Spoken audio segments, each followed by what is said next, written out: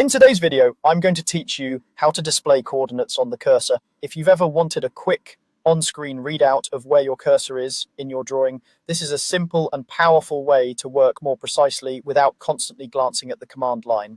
Start by opening your drawing in AutoCAD and directing your attention to the status bar at the bottom of the interface.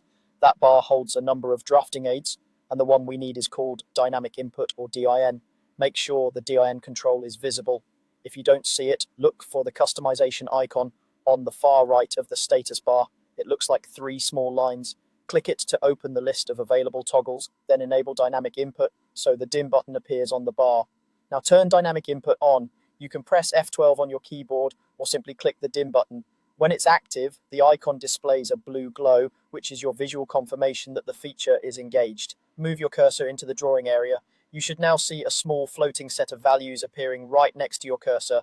When you're not in a command, you'll typically see live X and Y coordinates updating as you move.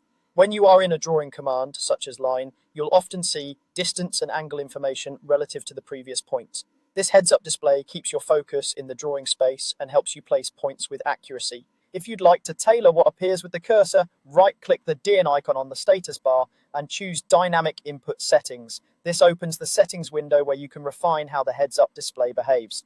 Under the pointer input section, make sure Show Location Tooltip is checked.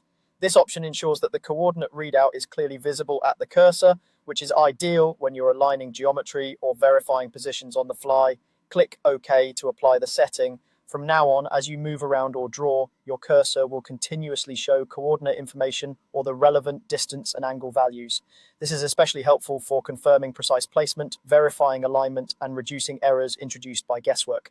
A couple of practical tips as you work: watch the color of the DN icon to verify it's on, and remember that the values you see can change context depending on whether you're simply hovering or actively placing points in a command. With dynamic input configured this way, you'll keep your eyes on the drawing and work faster with confidence.